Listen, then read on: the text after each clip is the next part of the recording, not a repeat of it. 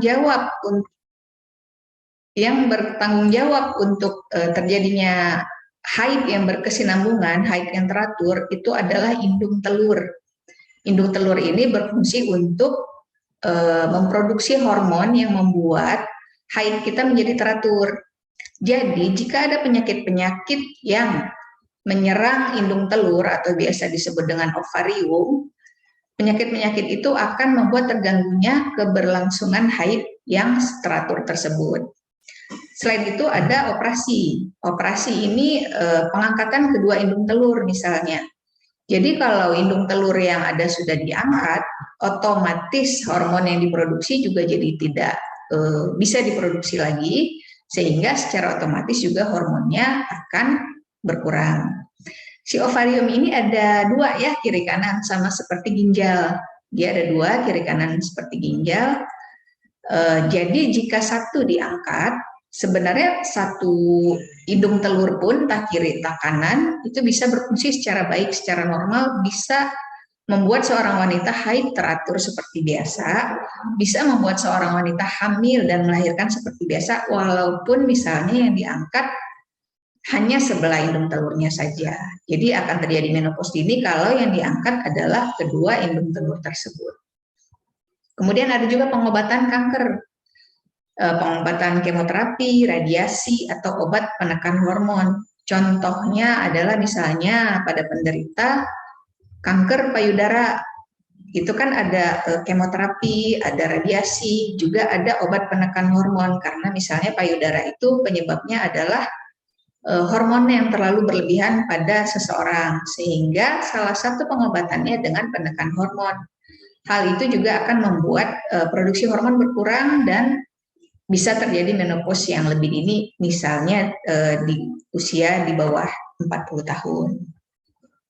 Nah, kalau kita sudah tahu tadi apa saja gejala dan efek yang ditimbulkan dari masa-masa menopause ini. Jadi, efek atau gejala ini biasanya timbul pada masa perimenopause tadi. Jadi, pada masa menopause itu kan hormon akan turun. Pada satu titik tertentu, hormon itu akan flat, rata, pada kadar tertentu. Misalnya kalau pada saat haid hormonnya seperti ini, misalnya katakan 50 gitu, pada saat menopause jadi cuma 20 hormonnya. Nah, pada saat penurunan hormon dari 30 ke 20 itulah yang disebut dengan masa perimenopause tadi. Disitulah akan timbul gejala-gejala yang menyertai terjadinya masa menopause tersebut. Apa saja? Yang pertama biasanya paling banyak adalah perubahan siklus menstruasi. Contohnya seperti apa? Perubahan siklus menstruasi itu ada banyak. Dari mulai yang siklus haidnya bertambah banyak atau menjadi sedikit, dari yang biasanya sebulan sekali, ada yang jadi 2 bulan sekali, ada yang jadi 3 bulan sekali, atau malah sering, dok baru seminggu selesai udah mens lagi. 2 hari ngeflek lagi, ada yang seperti itu. Itu dari siklusnya. Ada juga yang dari jumlah haidnya. Dok, kok haidnya jadi banyak banget, sehari bisa ganti 10-15 pembalut. Atau ada yang malah sedikit, dok mensnya sih teratur, tapi cuma flek-flek doang, 2 hari selesai. Nah, itu dari jumlah juga bisa berubah. Nah, yang perlu diperhatikan dari perubahan siklus menstruasi ini, apakah itu perubahan yang normal, atau memang ada kelainan. Yang paling dikhawatirkan adalah penebalan dinding rahim. Suka ada tuh yang dibilang, kenapa haidnya banyak? Oh, ada penebalan dinding rahim. Itu dari mana taunya? Harus kita periksa, harus kita USG, kita lihat ketebalan dinding rahimnya normal atau enggak. Sebenarnya dinding rahim itu secara siklus alamiah, dia memang akan menebal atau menipis tergantung siklus haid. Pada saat masa subur itu puncak-puncaknya dia menebal, persiapan untuk kehamilan. Andai tidak terjadi kehamilan, maka si dinding rahim yang tebal tadi dia akan keluar sebagai darah haid dan kemudian dinding rahimnya akan tipis kembali. Begitu setiap bulan siklusnya. Nah, jika pada masa perimenopause itu terjadi perubahan hormon sehingga dinding rahim terus menebal, itu akan sangat berbahaya. sehingga nanti perlu tindakan, contohnya misalnya kuretase atau dengan pengobatan untuk menipiskan dinding rahim tersebut. Itu salah satu gejala yang paling banyak ya, perubahan siklus menstruasi.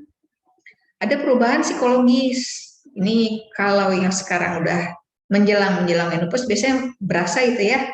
Perubahan psikologis yang paling mengganggu apa? Marah-marah, kerjaannya tiap hari marah-marah, padahal nggak ada apa-apa. Situasi biasa aja juga marah-marah gitu. Ada perubahan marah-marah atau ada gangguan tidur. Biasanya sulit tidur, baru tidur 2 jam ganggu. Kadang udah jam 2 nggak tidur-tidur gitu. Sementara suami udah tidur tapi nggak ada yang diajak ngobrol, nggak bisa tidur. Nah itu makin stres gitu ya. Ada stres, ada itu tadi perubahan pola tidur, ada perubahan emosi, kadang-kadang ada yang cemas, ada yang sedih. Itu perubahan-perubahan yang menyertai tadi masa perimenopause. Terus ada perubahan seksual. Perubahan seksual ini apa? Ada yang libidonya menurun. Tapi ini sangat apa ya namanya? Sangat individual. Ada yang tidak terganggu sama sekali. Terus kadang juga ada yang vaginanya jadi kering karena tadi penurunan hormon estrogen tadi, sehingga mengganggu perilaku seksual juga. Ada perubahan fisik. Perubahan fisik ini ada beberapa poin. Yang paling banyak dikhawatirkan tadi rambutnya rontok. Ada juga kekeringan pada kulit. Ini juga bisa dari perubahan fisik. Dan yang paling biasanya banyak dikeluhkan agak gemuk. Jadi kayak pinggulnya jadi lebih lebar dari yang sebelum memasuki masa perimenopause. Kadang-kadang malah ada yang ngeluh, "Dok, minum aja kok jadi daging," gitu ya. Itu salah satu perubahan fisik yang disebabkan oleh penurunan hormon ke arah yang menopause. Nah, yang ini juga banyak dikeluhkan hot flashes. Hot flashes itu rasa panas, rasa seperti terbakar, biasanya di daerah muka, area leher. Nah, itu banyak dikeluhkan pada wanita-wanita menjelang menopause. Gerah, sering berkeringat, pusing, kadang berdebar-debar. Ini salah satu dari gejala-gejala perimenopause tadi. Selain itu,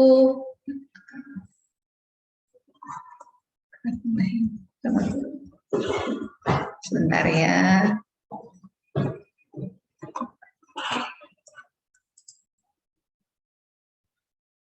Oke. Nah, penyakit yang mungkin menyertai dari gejala menopause tadi, paling banyak ini osteoporosis ya. Jadi estrogen itu hormon yang banyak sekali tanggung jawabnya. Salah satunya adalah menjaga penyerapan kalsium, menjaga kepadatan tulang. Sehingga dengan berkurangnya hormon estrogen tadi, kemungkinan terjadinya osteoporosis atau kropos tulang istilahnya ya, itu akan semakin berisiko terjadinya osteoporosis. Kemudian ada penyakit jantung, sama ini estrogen tadi sangat berperan penting dalam menjaga pembuluh darah. Jadi pembuluh darah itu akan dijaga elastisitasnya oleh si hormon estrogen. Nah, dengan berkurangnya hormon estrogen, maka kemungkinan adanya penyakit-penyakit jantung akibat pembuluh darah yang tidak terlalu elastis lagi, itu juga akan risikonya meningkat. Apalagi inkontinensia urin, ini juga sama. Inkontinensia urin itu bahasanya sering pipis ya, bentar-bentar pipis, kadang-kadang batuk dikit keluar pipis, kadang ketawa berlebihan juga bisa keluar pipis. Nah, ini juga bisa menyertai masa-masa menopause tadi. Penebalan dinding rahim ini tadi sudah dibahas ya, salah satu penyakit yang juga sangat sering ditemui pada menjelang masa perimenopause tadi. Peningkatan berat badan, obesitas, ini kenapa terjadi? Karena begitu estrogen itu turun, maka terjadi penurunan BMR, metabolisme dasar, sehingga untuk kalori harian yang digunakan oleh tubuh untuk dia jantung bekerja, usus bekerja, dan lain-lainnya itu menurun. Sehingga sedikit pun yang kita makan mungkin akan dideposit untuk menjadi lemak akan lebih banyak, sehingga kemungkinan terjadi obesitas juga akan meningkat. Oke, nah dengan mengetahui tadi kemungkinan risiko yang dapat terjadi pada masa menopause tersebut dan juga kemungkinan gejala-gejala yang ditimbulkan, apa saja sih yang bisa kita lakukan untuk mencegahnya? Apa yang bisa kita lakukan untuk meminimalisir hal-hal yang bisa menyertainya? Kita lihat di sini. Ada konsumsi vitamin, olahraga udah pasti ya, pola makan sehat, dan check up rutin. Bagaimana dengan vitamin? Nah, ini ada vitamin B6. Vitamin B6 ini membantu kadar hormon serotonin. Hormon serotonin ini istilahnya hormon bahagia. Jadi dia akan membuat orang merasa lebih bahagia, lebih happy, dan bahagia dan happy itu tentu kunci untuk semuanya berfungsi dengan baik ya.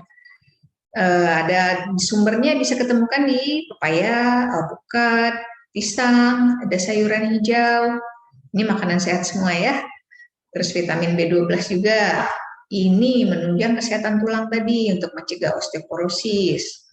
Produksi DNA. DNA ini tadi protein-protein. Salah satunya fungsinya untuk tadi menjaga pembuluh darah. Mendukung sistem saraf nih. Vitamin 12 ini spesifik. Kadang-kadang yang suka kesemutan tuh suka dikasih vitamin B12 ini. Juga dia membantu pembentukan sel darah merah. Ada lagi vitamin D dan kalsium juga ini ya. Vitamin D dan kalsium, dia menjaga kesehatan tulang tadi untuk mencegah osteoporosis. Sumbernya apa aja? Ada dari bayam, brokoli, susu, dan olahannya. Hati-hati pada penggunaan susu ya. Susu itu kan macam-macam tuh.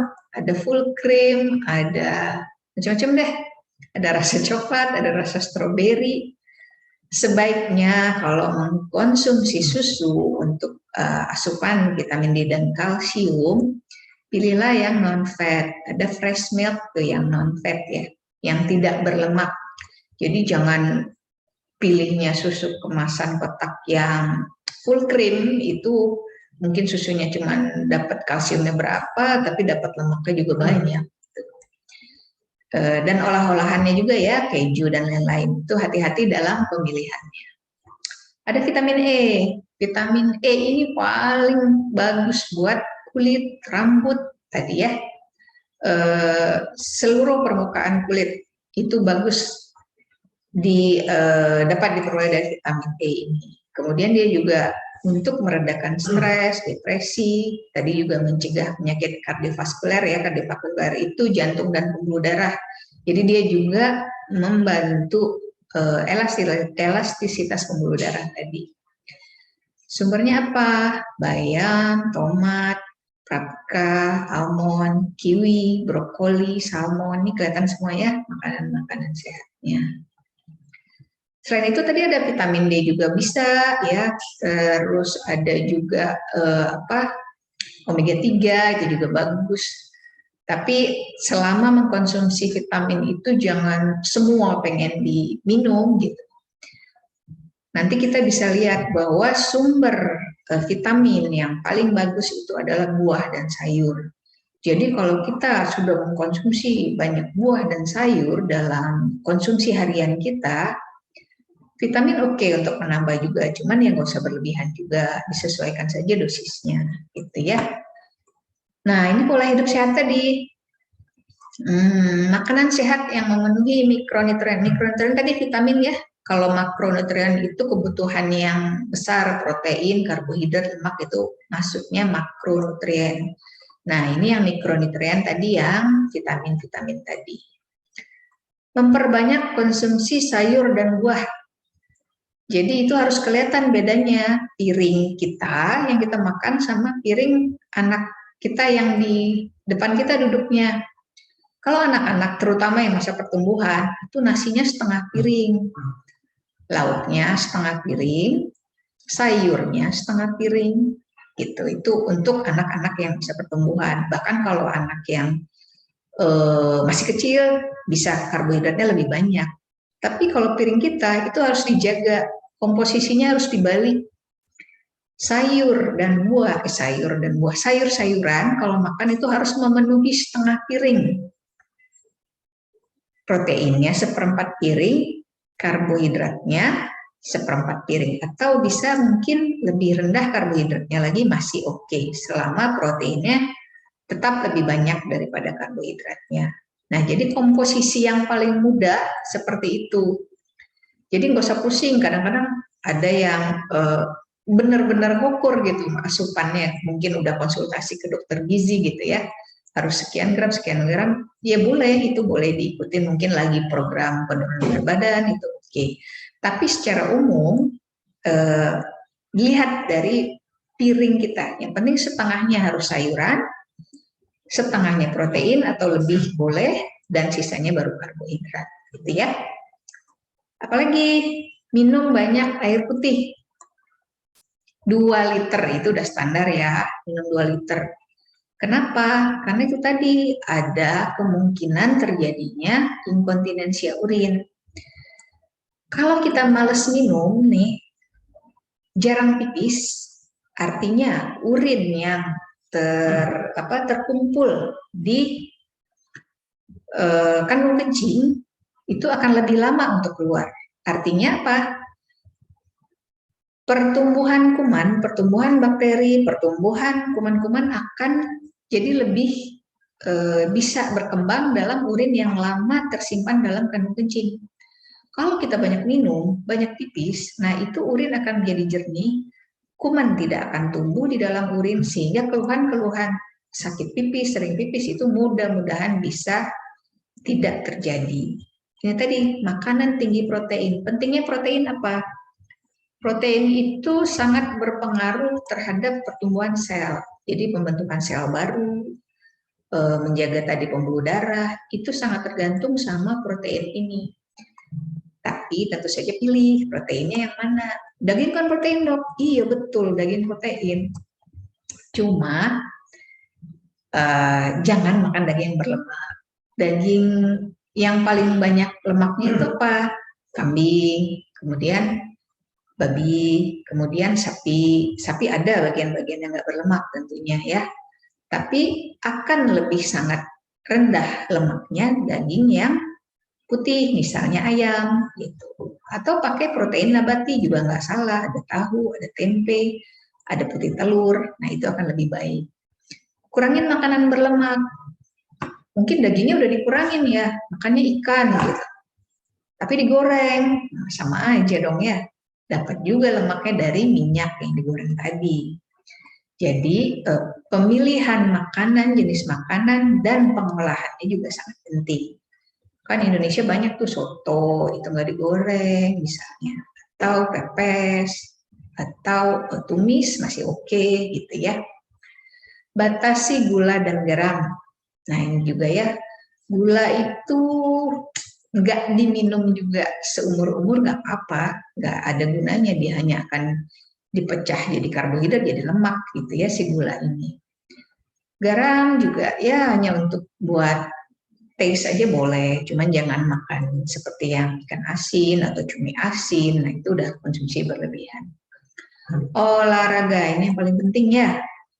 Olahraga ini sangat individual, tapi minimal kalau jalan kaki semua orang bisa dong gitu ya, nggak perlu harus jalan cepat. Jalan kaki yang standar misalnya setengah jam boleh, atau kalau misalnya kuat jalan cepat itu lebih baik. Atau kalau nggak bisa misalnya lututnya bermasalah, boleh pakai sepeda statis. Banyak hal yang bisa dipilih. Ada senam kegel itu bagus untuk memperbaiki otot-otot panggul bawah tadi ya. Seperti itu. Pokoknya apa aja asal bergerak. Nah, ini tadi yang check up rutin. Apa aja sih lakukan check up rutin? Yang paling penting pap smear. Pap smear itu apa? deteksi dini kanker mulut rahim. Mungkin udah sering dengar ya, sering banyak kampanye pap smear. Ini sebaiknya dilakukan setahun sekali. Caranya bagaimana? Harus ke dokter, dilihat mulut rahimnya, diambil sampel, dan diperiksakan bagaimana sel-sel mulut rahimnya. Apakah normal, apakah tidak. Ini sebenarnya tidak untuk yang menjelang menopause saja, tapi dari sejak usia seksual aktif, gitu ya. Terus USG juga, USG ini apa? Untuk melihat organ-organ kandungan tadi, misalnya induk telur, rahim, adakah penebalan dinding rahim tadi, adakah miom, adakah kista, itu juga sebaiknya dilakukan setahun sekali. Karena biasanya tidak ada gejala yang ditimbulkan pada fase-fase awal. Jadi harus dengan check up rutin. Satu lagi nih, mamografi. Mamografi ini cek kesehatan payudara ya. Sama ini mamografi juga. Kalau kita tidak lakukan secara rutin, biasanya baru ada keluhan, ada gejala, ada berasa benjolan sesudah stadium yang agak lanjut. Jadi sebaiknya dilakukan screening secara dini. Nah, selain itu perlu juga dilakukan medical check up rutin ya, untuk lihat pembuluh darah, hasil tes darah juga, misalnya mau lihat asam urat, kolesterol, itu juga dilakukan secara rutin setahun sekali, gitu ya. Oke, itu saja presentasinya. Saya kembalikan kepada Dr. Marcel ya. Terima kasih. Ya, dokter. Terima kasih dokter atas presentasinya. Ini memang topiknya banyak yang minat nih ya dok ya, sangat dekat dengan kehidupan sehari-hari kita ya dok. Ini sudah banyak pertanyaan yang masuk ya dok. Saya mulai tanyakan satu persatu ya dok. Yang pertama dari Fani, dok mau tanya setelah menopause harus minum obat atau vitamin apa? Tadi mungkin dokter udah sempat mention juga ya dok ya. Tapi ini ada 2 orang nih yang menanyakan nih dok. Ada Fani sama Josephine menanyakan mengenai vitamin yang bisa membantu dalam menopause ini dok.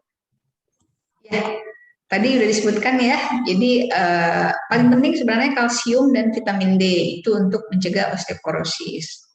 Tambahannya boleh vitamin E untuk kesehatan kulit. Tapi memang vitamin itu kan bisa diperoleh dari makanan.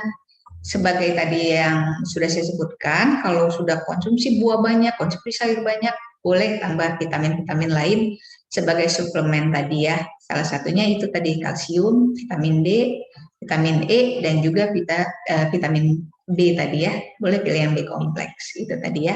Gitu ya dok. Iya dok, jadi multivitamin yang penting ada konten yang tadi dokter sampaikan itu ya dok. Ya. Kemudian dok, ini selanjutnya Dian Iswanti. Jadi dok, saya operasi pengangkatan rahim sebagian katanya 2 tahun yang lalu. Yang saya rasakan setelah operasi ini, asam lambung, sakit di punggung, sakit di badan. Apakah ini merupakan efek dari menopause atau penyakit yang lainnya? Gitu. Oke, tadi Ibu Dian ya. Iya. Pengangkatan rahim sebagian. Mungkin bisa miom mungkin ya. Terus sebenarnya kan tadi sudah dijelaskan ya, kalau untuk fungsi yang bertanggung jawab untuk kelangsungan haid itu kan indung telur ya. Indung telur itu beda sama rahim. Jadi sebentar ya.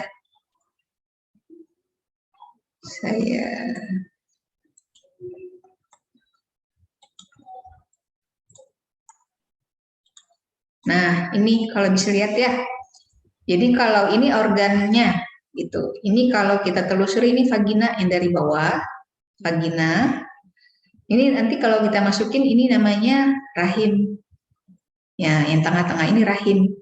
Jadi kalau hamil itu bayinya ada di rahim sini. Kalau lahir keluar ke bawah ke vagina sini. Haid juga begitu. Dia ada di dinding rahim tuh yang disebut tebal tadi, dinding rahim yang garis tipis ini. Itu dinding rahim. Kalau haid juga keluar sebagai darah haid ke vagina.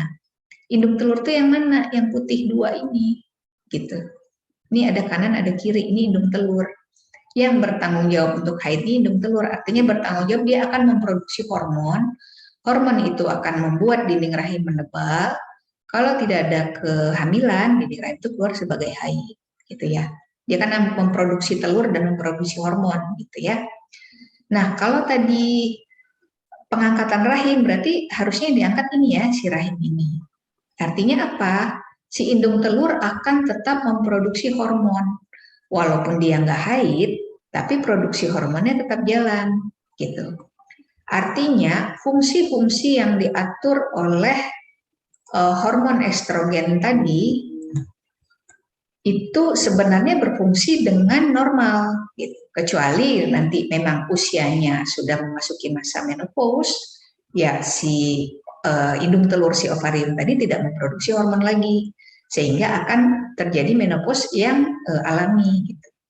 Jadi kalau tadi keluhannya sakit badan atau kembung gitu, mungkin disebabkan oleh penyakit-penyakit lain, bisa penyakit lambung misalnya gitu ya, atau bahkan stres juga bisa gitu.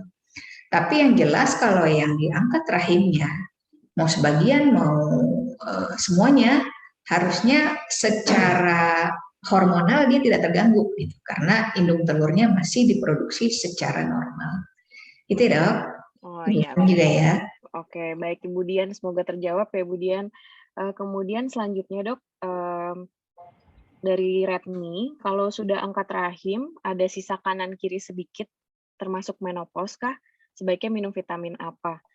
Mungkin masih sedikit berkaitan sama yang pertanyaan tadi ya dok. Iya sama. Jadi kalau judulnya yang diangkat rahim gitu ya, kadang-kadang memang awam itu nggak terlalu membedakan mana rahim, mana indung telur gitu.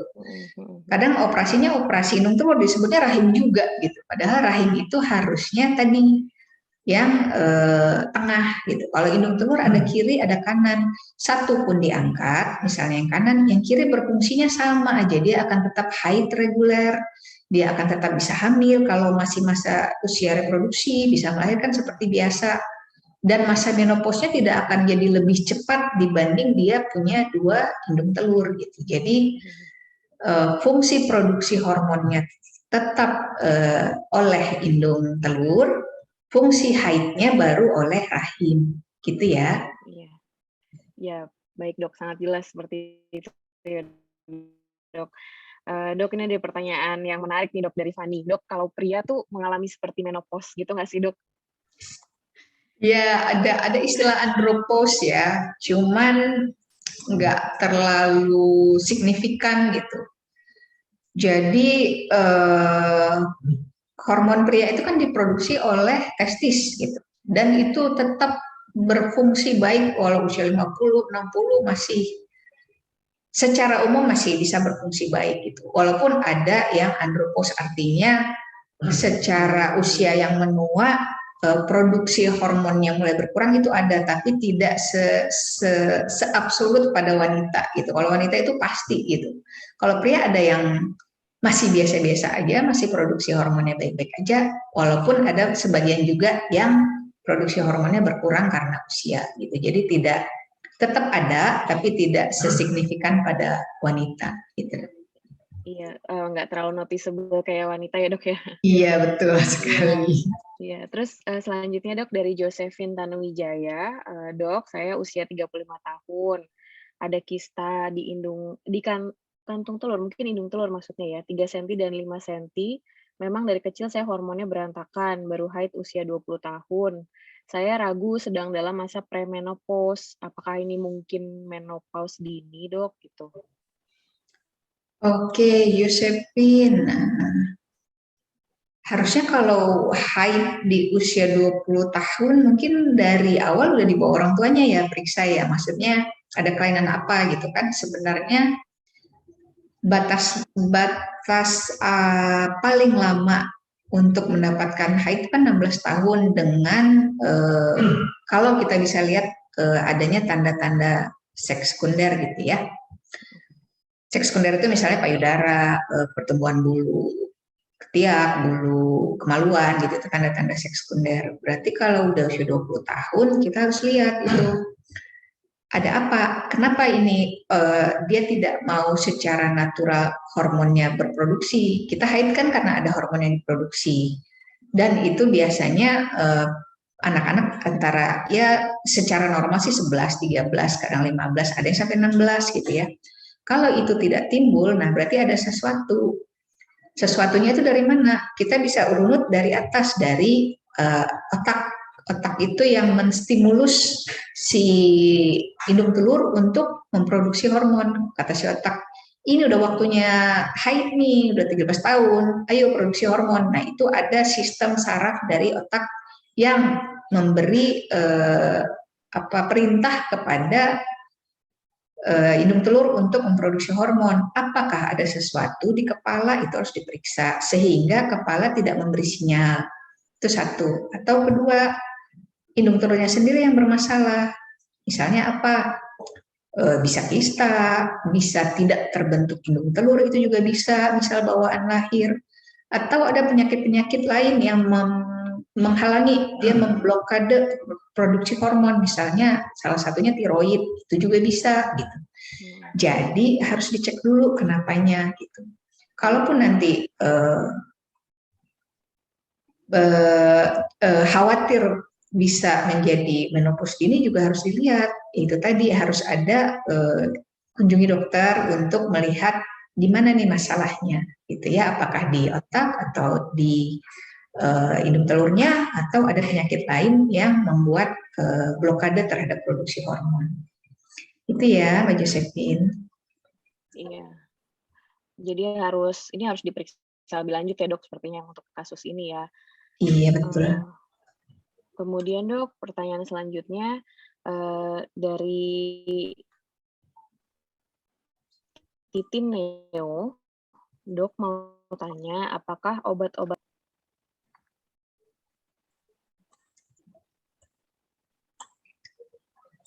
ini ya Ibu Titin ya. Oke. Apakah obat-obat tulang mempengaruhi menopause dini? Enggak dong. Justru gini kan tadi ceritanya ada hormon estrogen tuh. Estrogen itu membantu menjaga kepadatan tulang, dia membantu menyerap kalsium gitu.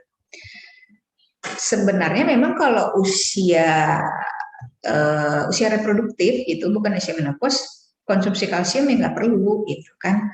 Selama itu tadi dari makanannya sudah bagus, dari olahraganya juga bagus gitu, ada aktivitas, kita tidak perlu konsumsi vitamin-vitamin untuk tulang, kalsium, vitamin D tadi ya. Justru kita minum karena kita tahu bahwa hormonnya udah mulai turun nih, haidnya udah mulai kacau nih, usia udah segini nih, kemungkinan penyerapan kalsium dan vitamin D tadi untuk kepadatan tulang tadi udah mulai berkurang. Makanya kita mulai minum obat-obatan tadi, kalsium, vitamin D tadi, supaya mencegah osteoporosis. Selain olahraga tentunya ya. Gitu ya, Titin. Jadi malah kebalikannya ya dok, malah bermanfaat. Iya, gitu ya. Kemudian dok, ini ada pertanyaan dari Dewi Kurnia.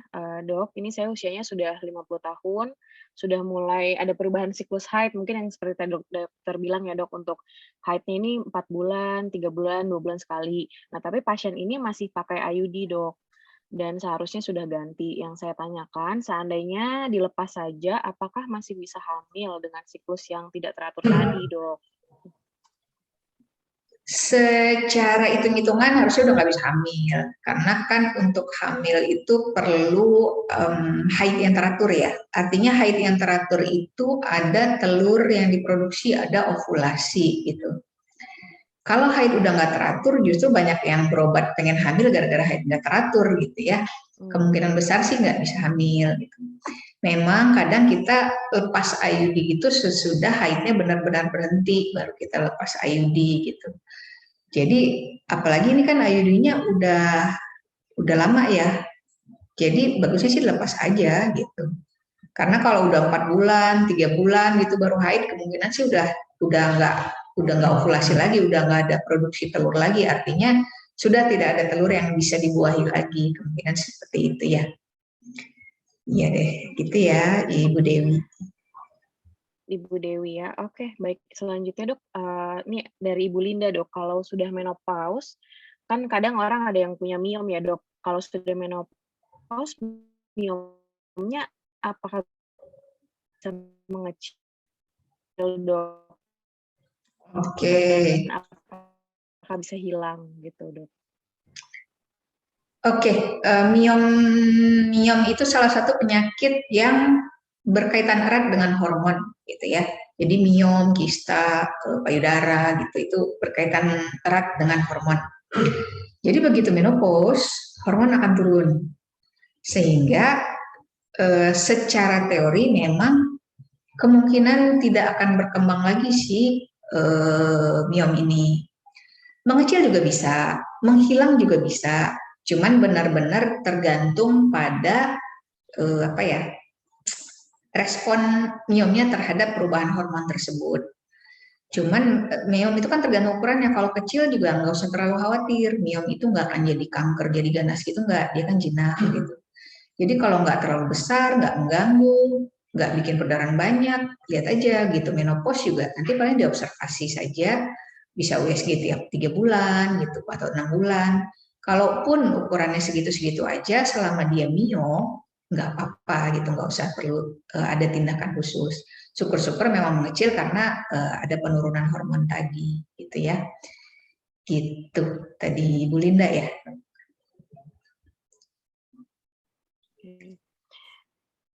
Iya, Dok. Iya, Oke. Bu Linda, Dok.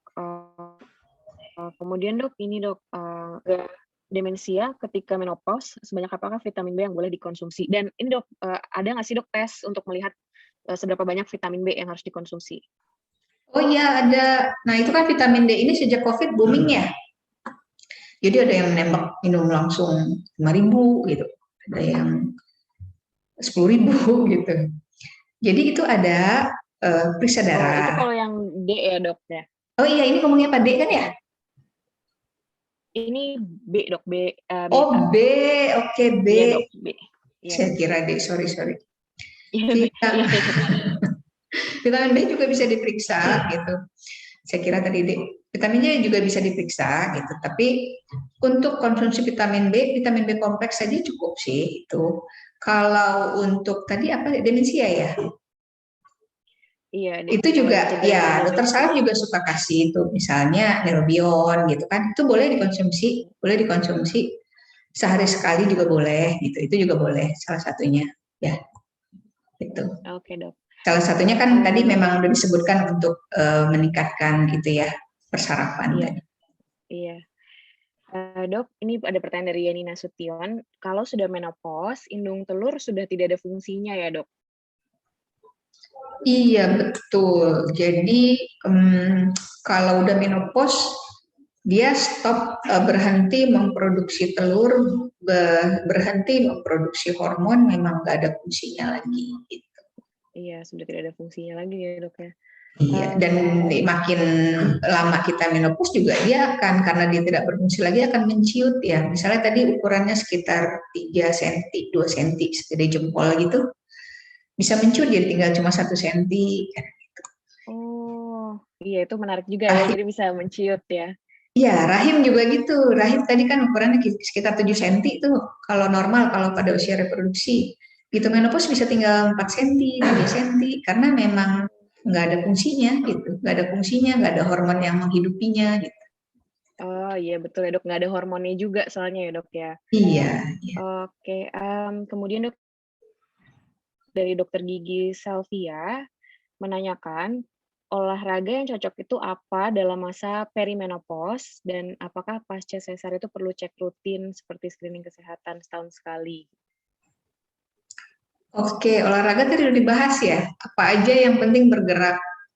Paling gampang jalan kaki, memang jalan kaki setengah jam, kalau kuat 1 jam. Yang penting rutin. Kalau olahraga itu kan, aduh, udah nggak olahraga nih minggu ini, minggu depan olahraga berat 1 jam itu nggak ada gunanya. Gitu. Jadi yang penting rutin, jalan kaki boleh, kalau yang kuat jalan cepat boleh, kalau berenang ada fasilitasnya boleh, kalau lutut sakit nggak kuat jalan, boleh sepeda statis, atau boleh olahraga di rumah dengan nonton YouTube juga boleh, atau ada klub yang bareng-bareng olahraga juga boleh gitu. Tapi yang penting sih jangan yang intensitas tinggi lah gitu ya.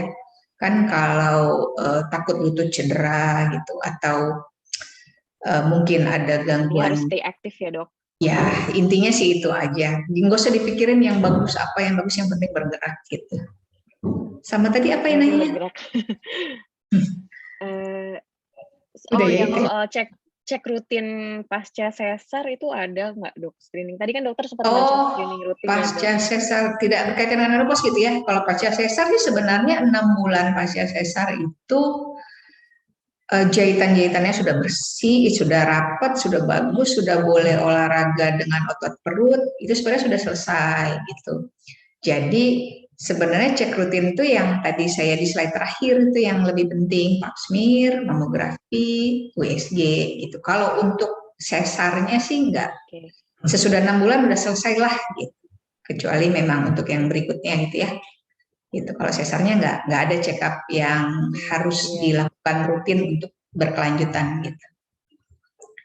Gitu ya, Dr. Sylvia ya.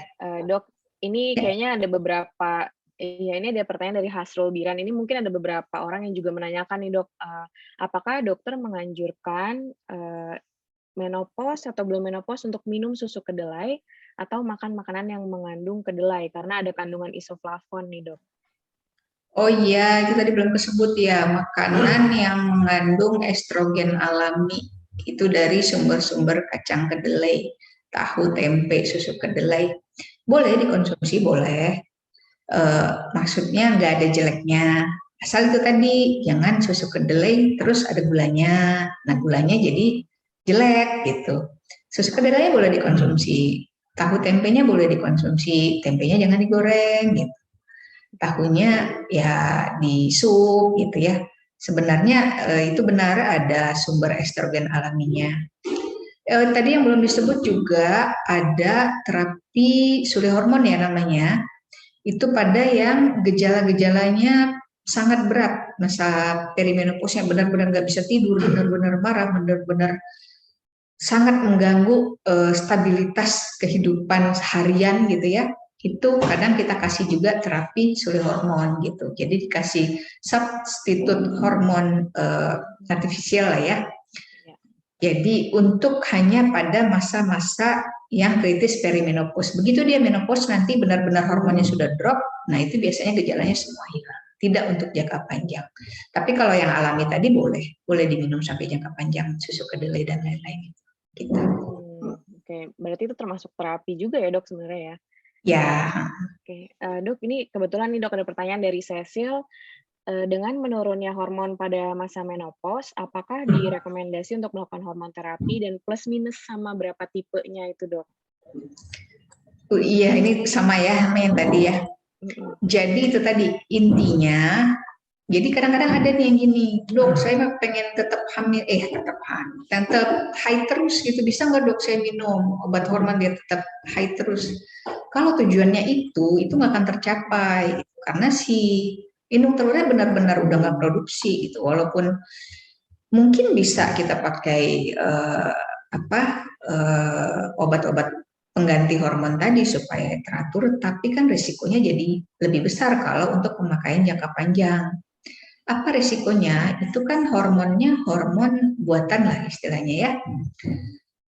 Tidak seperti hormon yang alami diproduksi oleh tubuh. Risikonya apa? Itu tadi bisa stimulasi penebalan dinding rahim tadi, atau bisa stimulasi adanya benjolan di payudara. Jadi memang tidak disarankan untuk pemakaian jangka panjang.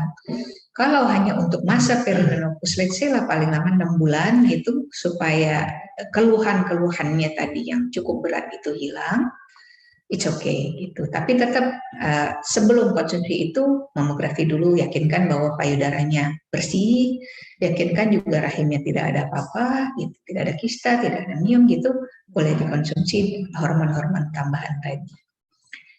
Gitu ya. Ya cukup jelas ya dok.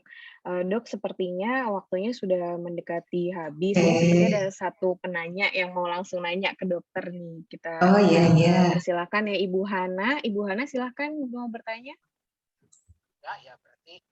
Terima kasih host. Dokter, saya ada 2 pertanyaan ya dok, mudah-mudahan bisa cepat dijawab. Soalnya takutnya waktunya. Dok, yang pertama ya dok, tadi kalau misalnya kita sudah menopause, artinya ovariumnya sudah tidak berfungsi.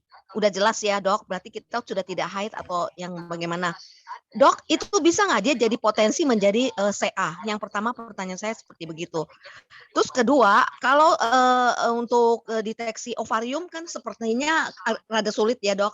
Ternyata kalau kita udah ketahuan CA, cukup berat ya dok, maksudnya deteksinya susah, nggak seperti serviks mungkin ada vaksin atau apa. Jadi ada nggak kiat-kiat kalau misalnya untuk mengatasi deteksi untuk CA ovarium? Mungkin agak nyeleweng sedikit ya dok. Terus sama satu lagi ya dok, kalau sumpamanya tadi terapi sulih yang tadi dokter sebutkan itu untuk orang yang menopausnya sudah maksudnya termasuk berat ya dok. Ada nggak seperti apa sih dok kalau dianggap menopausnya berat gitu loh? Sedangkan kalau kita kan ngerasain sama aja, maksudnya ada hot flash, kemudian apa sih tensi kita juga berubah tinggi, jadi kita suka marah-marah. Jadi tolong dijelaskan ya dok, terapi seperti apa terapi suli itu. Terima kasih dokter, terima kasih host. Oke, Bu Ana, terima kasih pertanyaannya. Oke, yang pertama, tadi tidak ada fungsinya ovarium ya. Ada kemungkinan nggak dia menjadi CA? Justru kalau dia nggak berfungsi, ya enggak gitu. Justru yang ditakutkan fungsi berlebihan dari hormon tersebut. Jadi yang menyebabkan kanker-kanker yang diinjus, yang berkaitan dengan perubahan hormon, seperti tadi ovarium, rahim, payudara, itu dia akan bermasalah kalau produksi hormonnya berlebihan gitu. Kalau dia udah nggak ada produksinya, udah nggak ada fungsinya, ya nggak ada kemungkinan dia menjadi CA gitu. Nah itu satu. Terus yang kedua, deteksi. Tadi udah dijelaskan di pemeriksaan USG. Jadi yang namanya kanker itu sel normal tumbuh berlebihan jadi tumor yang akhirnya ganas menjadi kanker. Itu kanker secara umum begitu. Ada sel yang tumbuh berlebihan. Jadi kalau kita USG, kita akan bisa lihat, oh ini indung telurnya bentuknya normal, besarnya normal, kemungkinan nggak ada apa-apa. Kalau dia ada kanker, pasti ada benjolannya dulu gitu. Akan kita lihat, loh ini kok ovariumnya membesar ya. Oh ini membesarnya kok seperti kista, ada cairannya. Oh ini isinya kok padat gitu. Oh ini bentuknya kok nggak beraturan. Pasti ada perubahan bentuk karena si sel-selnya juga tumbuh berlebihan. Itu yang disebut dengan kanker. Jadi deteksi tadi dini kanker ovarium bisa dengan USG gitu.